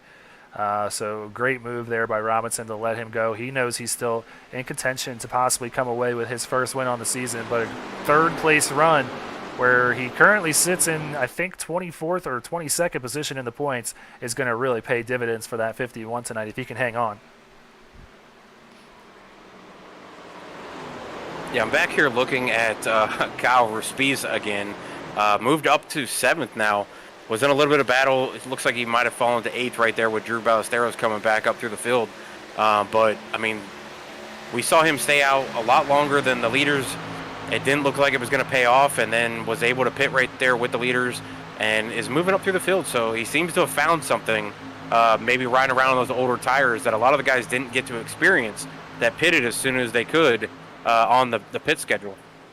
Yeah, and Kyle Spees has a lot of support in the chat. I see Jeffrey Vickery out there, a former driver here on SRN, giving Spees some love. And then you got Sue Novak cheering on Kyle Spees. I believe that's his grandmother. And then Kyle Spees being cheered on by Megan Spees. So a lot of love here for Kyle Spees tonight, and that just goes to show that I think he really had a feeling that this could be a good race for him tonight. So currently finds himself in the 8th position, and we're keeping an eye on him with 15 laps to go tonight. He could easily maybe pick up a few more spots if we get another caution, but with the way these cars are getting separated, I'm not sure we're going to see one. I mean, we didn't think we'd see one there for a long time on that first really long green flag run there. But obviously 2 guys in the back got tangled up and brought out a caution. But I really, like we said earlier, I think that's what Dave Fugin and Sylvia were really hoping for, was a quick caution there. But they've kind of hung on. Dave fell back pretty quick within that first two laps after the restart to about 11th, and he's still hanging in there right around 12th. Sylvia is still hanging in at 9th right now, so that's a lot better position than they were. Obviously, Sylvia up 17 positions. Dave Hughes up 13 positions from his starting position, so very good start for those guys. Kyle Speed up 16 positions. Hedgecock up 12. And then Benson, who's sitting second right now, that looks to be one of the faster cars on track, up 10 positions, Greg. Yeah, so butt kicker, hard charger. Race award going to Ben Park, currently plus 20 on the evening, started 34th tonight, finds himself in 14th, man, doing a great job of taking the vacancy left by Vinci Cortez in that number 23 for Tank Racing. So Ben Park sits in 14th, going to look to make up a few more spots on the night, maybe get into the top 10. He's right there. So seeing a little shout out for him from Kelsey Nicole cheering on Ben. So thanks for stopping by, Kelsey, and I'm sure Ben appreciates all the support and the love.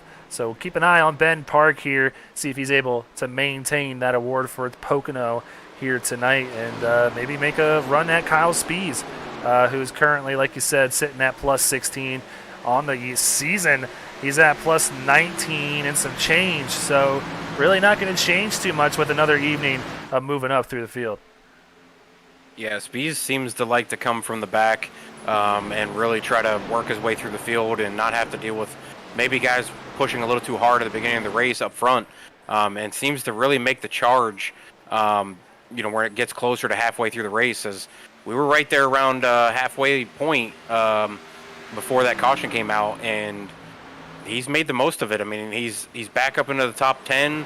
He wasn't in the top 10 prior to that long green flag run there, and like I said, he's making the most of it. And we're right around the point, Greg, of when they started pitting the first time there on that long green flag run.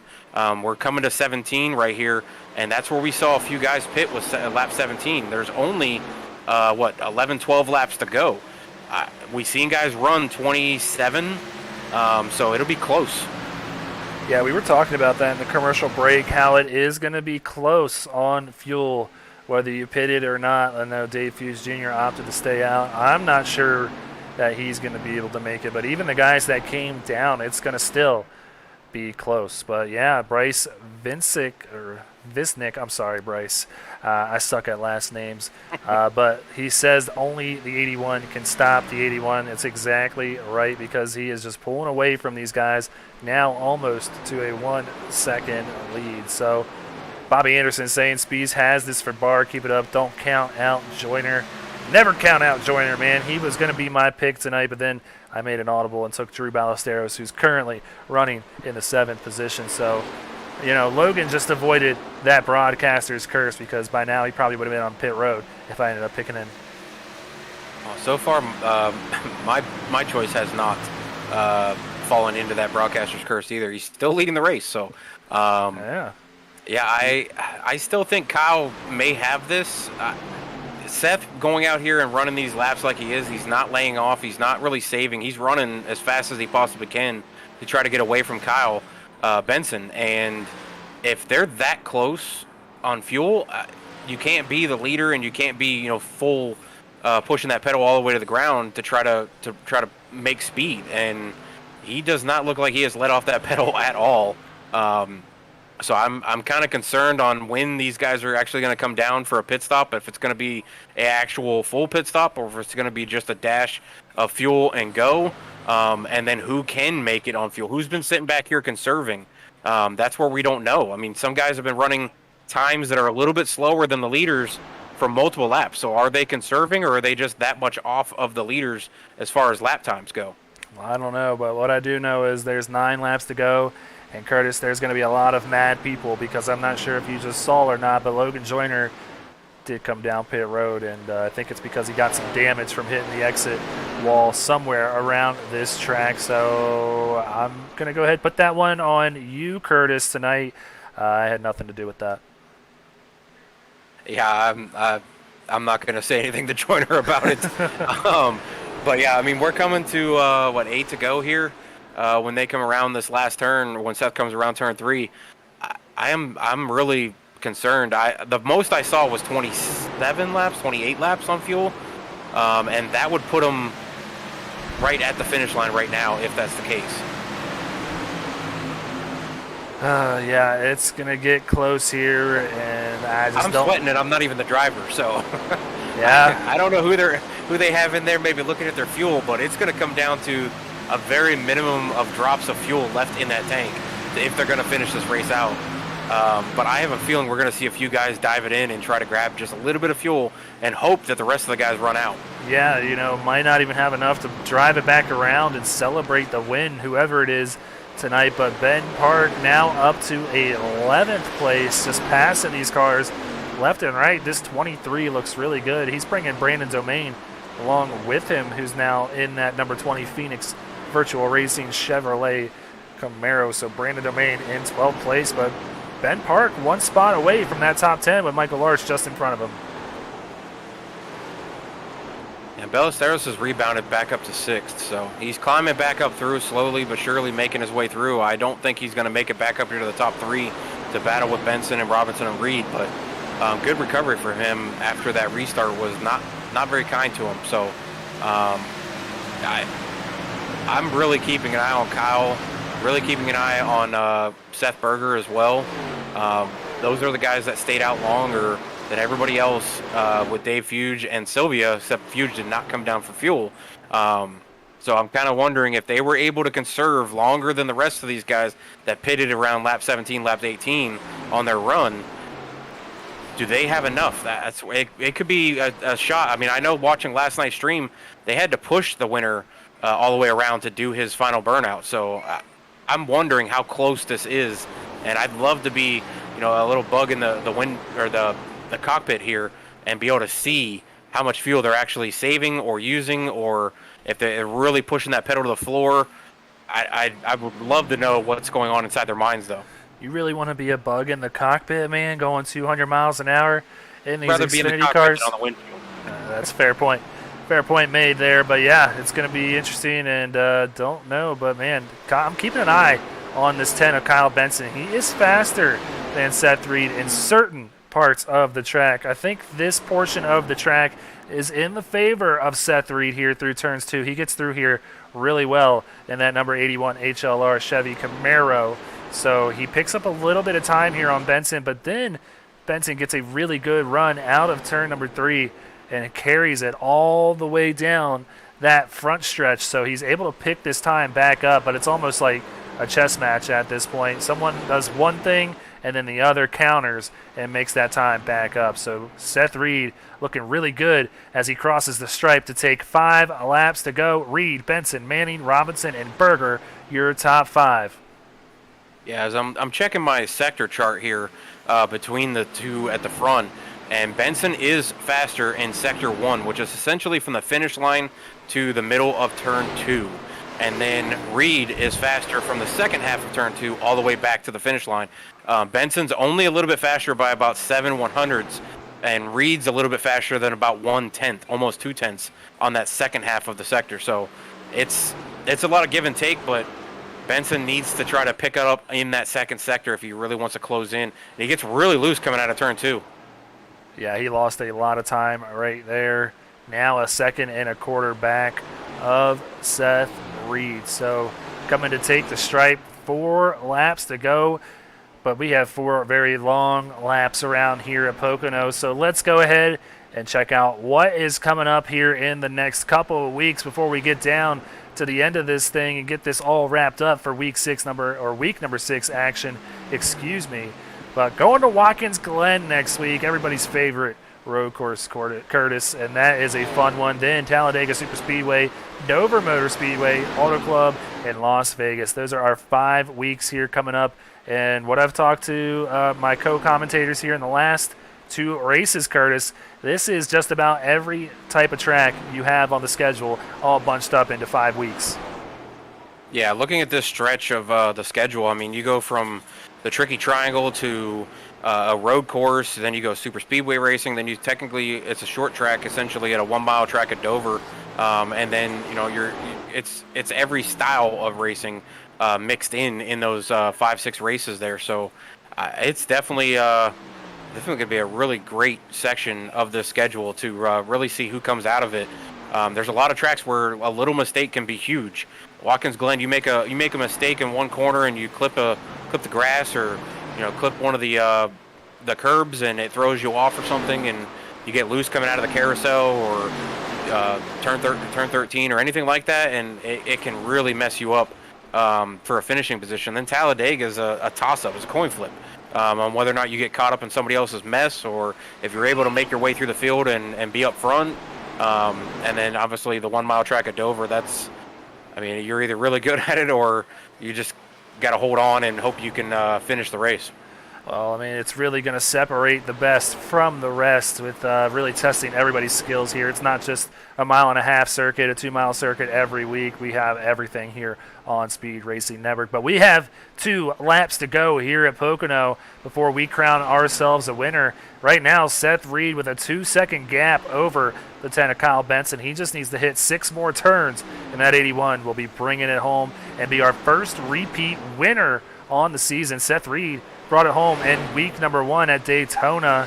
In week number 6, he might claim his second ever career SRN victory.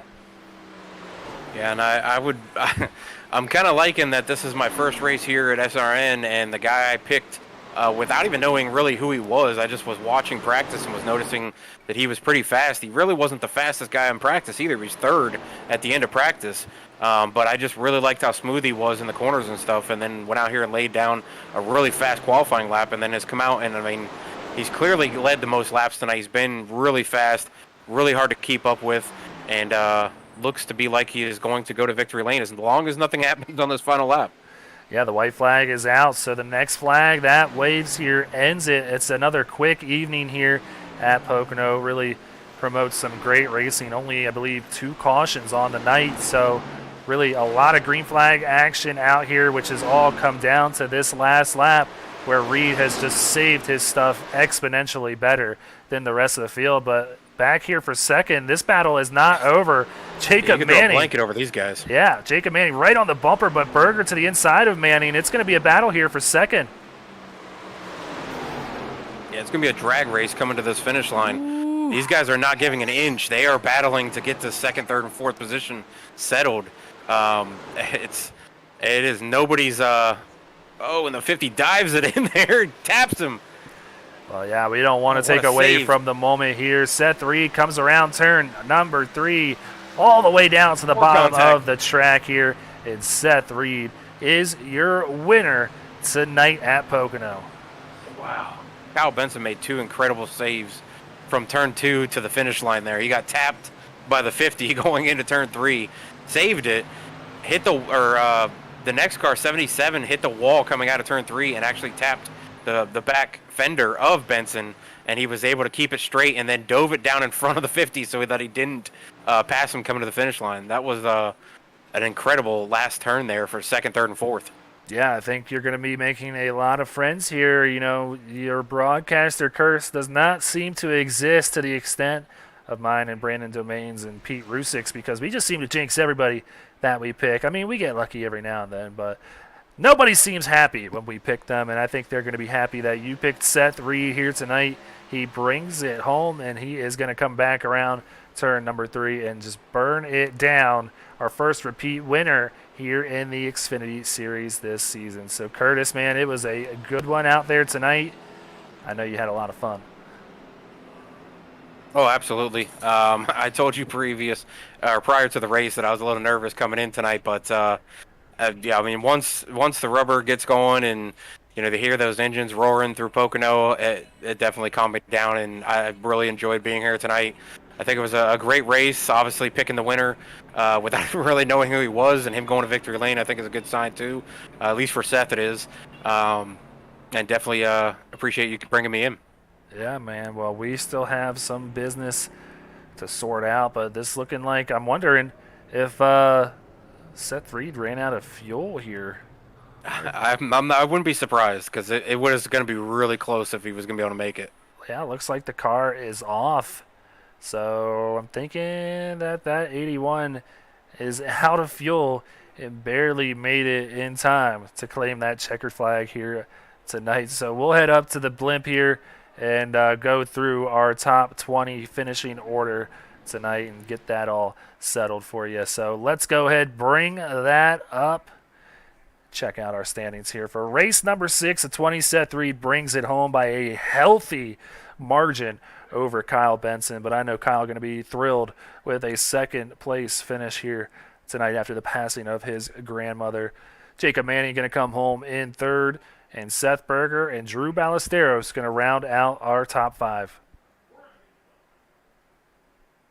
Yeah, it's kind of a deja vu of last night. I'm pretty sure the winner of last night's race had to be pushed around for his victory celebration and just parked it on the finish line with no burnout. So both the 81 and last night's winner coming down, no burnout, no nothing, just celebrating the win. Yeah, so Ben Park there in 10th, going to come home with that Buck Hicker Hard Charger award for this evening's race at Pocono, finishing plus 24 on the night. So a heck of a run for Ben Park out of Tank Racing. But we got some interviews to get to here. I just saw Jacob pop up here in the broadcast waiting room. So let's go ahead and bring up Jacob Manning. Jacob, it's Greg Olenek and Curtis Swatsworth here up in the booth. Congrats on a great run here at Pocono tonight. I know you would have liked 2 more positions, but hey, third place, not so bad. Tell us about your run tonight and how you're feeling at this part in the season. Oh, I'm a little bit disappointed, I have to say. I'm not a fan of Pocono. I never have been. And I had high expectations after the practice. It felt really good. Obviously in practice for the actual session, I ran a 54.8. Yeah. I was down in the 8s. That's the fastest I've run all week. So, I felt good. Felt like I was on pace. And that first run, man, I felt like I was faster than Seth, but I couldn't get by him. I don't know what it was. I just couldn't get by him. The draft wasn't enough down the straights to help me out any. And then I felt like I was just pushing behind him on entry. And then I gained back a little bit on exit, but it just wouldn't be enough. I couldn't get by him, and I felt like I was losing a ton. So I tried to gain all that back on the pit stop, and I guess I just overshot it a little bit too much. And yeah, I was about a second back, and the draft was nothing at that point. Wouldn't help me at all. It was a bit frustrating, I have to be honest, but I had to sit there and be like, all right, just keep my cool. And I stayed about within a second. I didn't fall back too far, and I didn't get up too far to them. So then the caution came out, and it was so late in the race. I knew it was going to be hectic.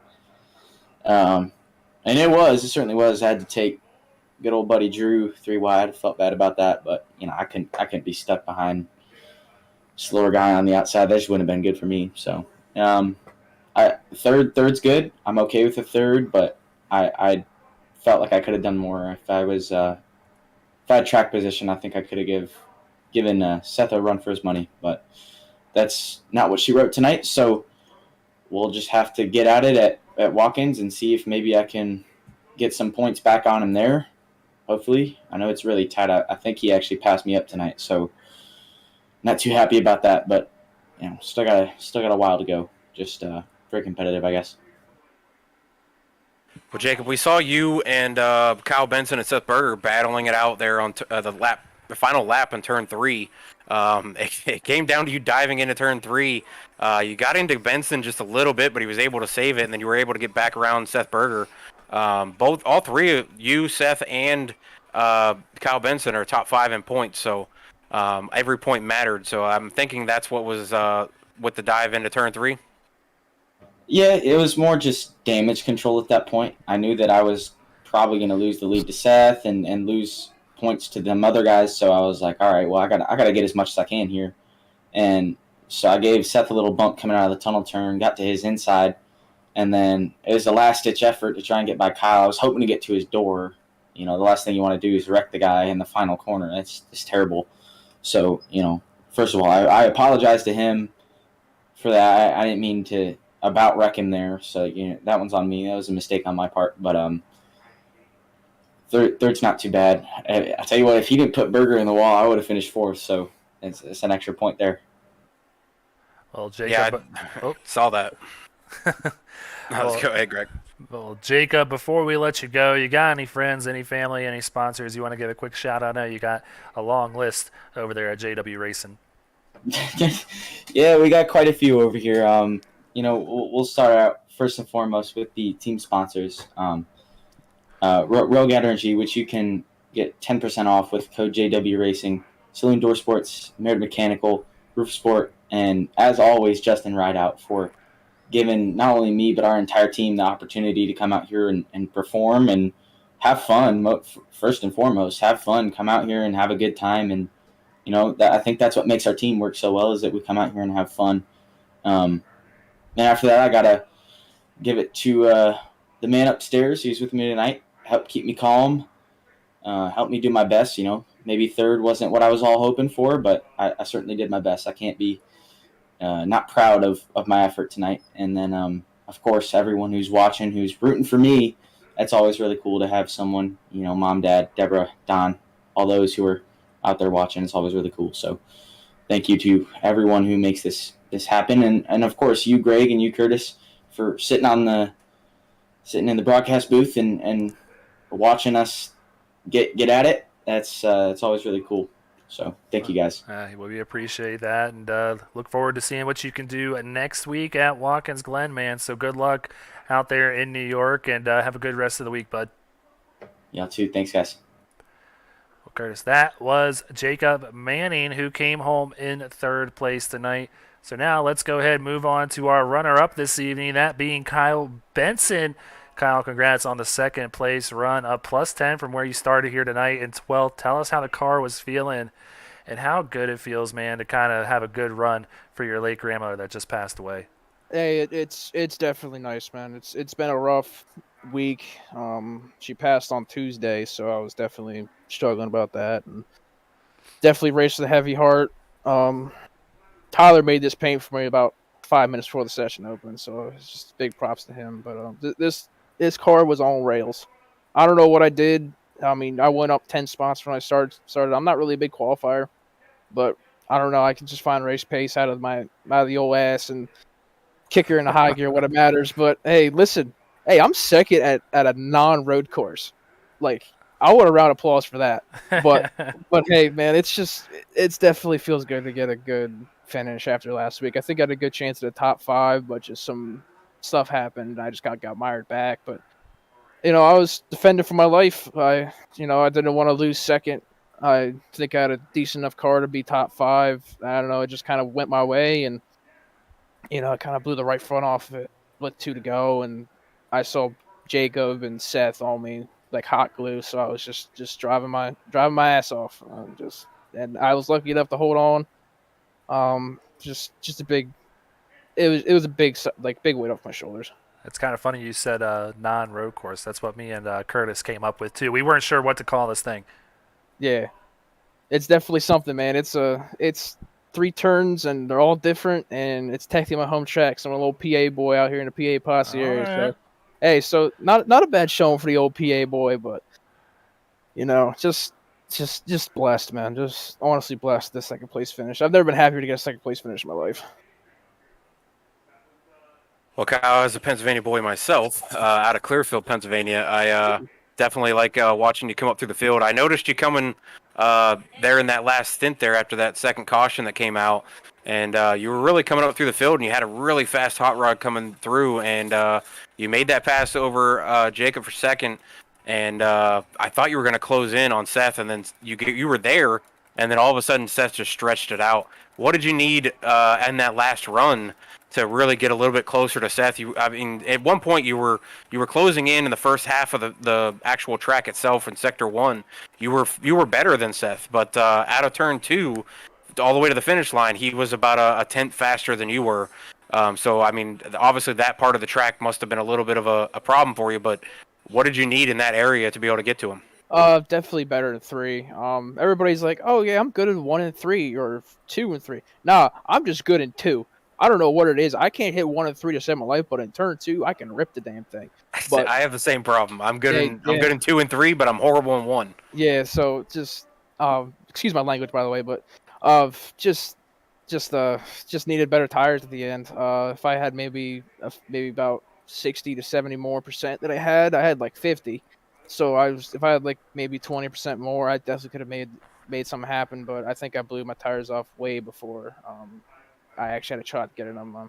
He's just dominated. I mean, he straight dominated. So he just had the fast car. He got the pole. He pretty much got every accolade you could think of except fastest lap. So he just walked. He just straight walked. He was the class of the field. You really can't beat that.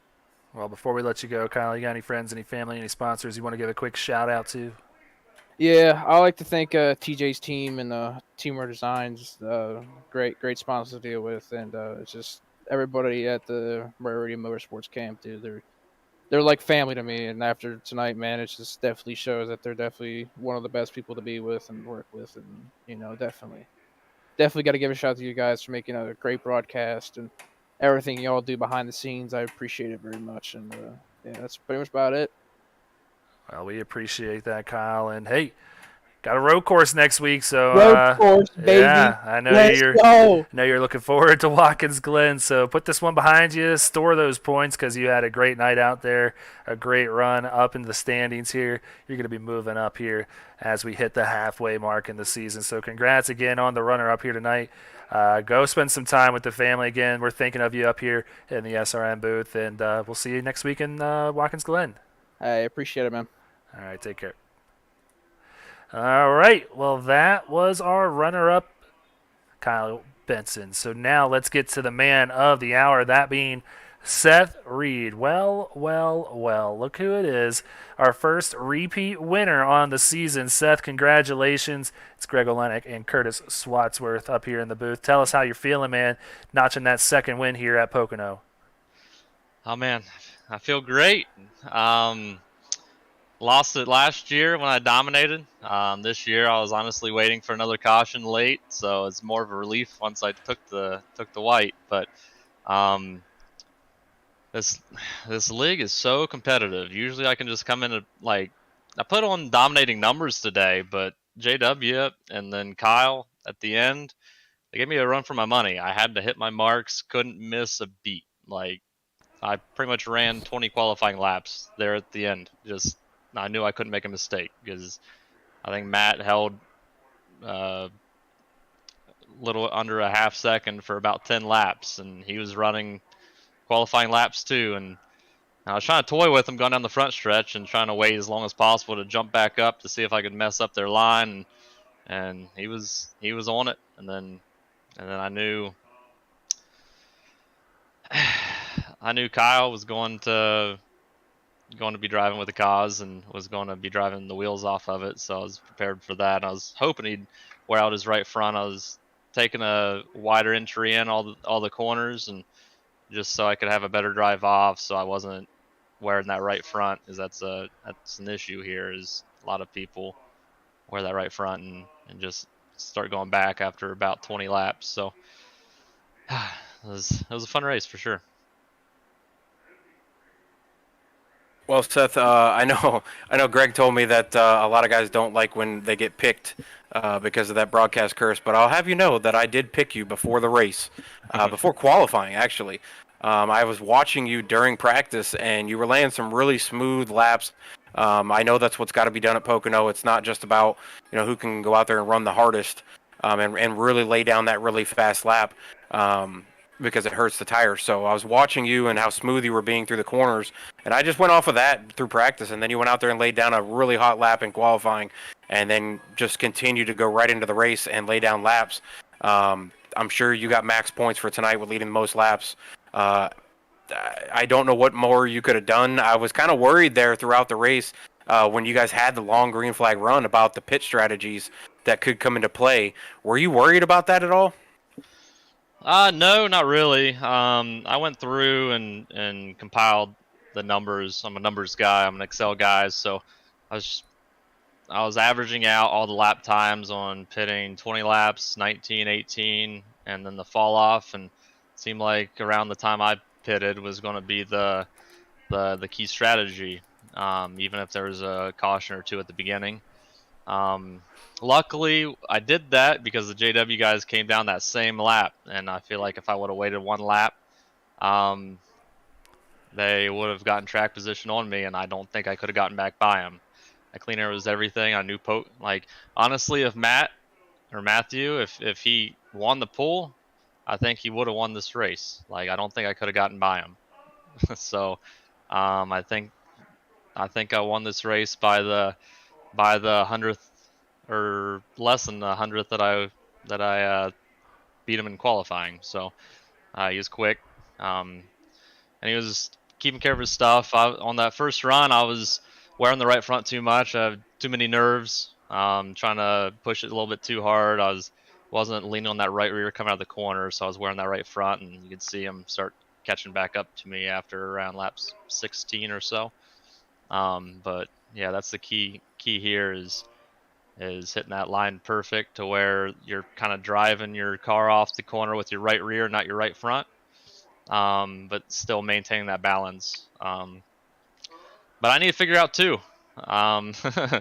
Everyone was beating me through too. Matt, Kyle, they both would beat me about a tenth every time through there. But I just had a different line through 3 where I could get that long launch and would gain that 10th back just down that front straightaway. Well, Seth, Well- you're now a 2-time winner. Sorry, Curtis, cut you off there. You're good. Yeah, 2-time winner. I might have to come back here and get back in on this this action here in the Xfinity Series. A 3-time winner myself. I can't let you get past me, man. I got to get out there and defend the spot. Hey!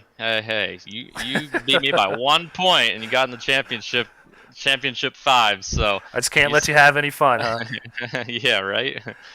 Well, if I get 10 wins, that's still gonna haunt me for sure. as always, man, I had a blast battling with you last year, and super glad to see you doing so well. Off to 2 wins in a hurry through 6 weeks. Heading to the Glen next week. How you feeling about your chances out there? Oh, just as I did at Coda, I'm just gonna try to race my own race, not race anyone else. Just try to keep it on track. That's pretty much what my strategy was at Coda, was 0 incident points, just to pad the playoff standings. And I'm kind of bummed that the silly 5 races with the complete difference in racetracks is going to be ending, because I knew that was going to be like my strongest part of the schedule, because they're mostly flat tracks because flat tracks are my specialty. That's what I love. And that's why I love Pocono, and I knew Motegi was going to be that kind of racetrack. So, kind of bummed that the stretch is going to be coming to an end, but hopefully we get good racing at the 1.5 miles in a couple weeks. Yeah, well, we got Auto Club coming up here, which is kind of a flat surface, so I'll be looking forward to maybe seeing you do pretty well out there. But before we let you go, you got any friends, any family, any sponsors you want to give a quick shout out to? Well, shout out Daniel. I ran the paint scheme again for Ken Irish. I want to get the car in victory lane.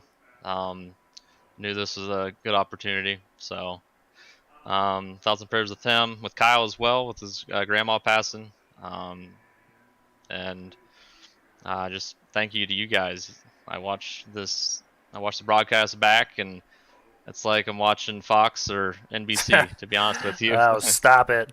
And I really liked your jokes last week. There's a couple moments like your boing up against the wall. Oh, That just had me dying, and then Pete just choking for a couple laps on his own water. Yeah, I make a fool out of myself, man. But hey, I appreciate you saying that, and hey, we're gonna have some fun here with my newcomer here, Curtis Spotsworth. So Seth, super excited to see you claim your 2nd win on the season. Congrats once again, and we'll send you back down to your teammates, and we'll see you next week at the Glen. All right, thanks, guys. Well, Curtis, that's going to do it here, man. Seth Reed, your pick comes home in first place, but now it's time to head out to the Glen. How we feeling about that? You like some road course racing? Oh yeah, Glenn's one of my favorites. At least when I was over on console. Over here on iRacing, I haven't mastered it as well as I was able to do on console. But yeah, I love that track. I love the way it's laid out. I love the different areas in it where you can really build a lot of speed and you can make some passes. There's not a whole lot of areas to make passes on Watkins Glen.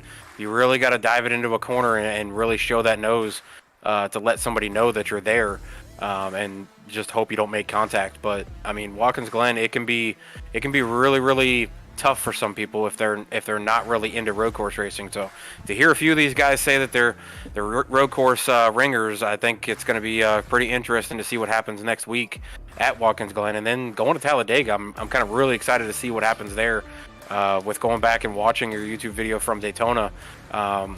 I think it's going to be really competitive and really, I mean, Talladega is always fun to watch, especially the last couple laps.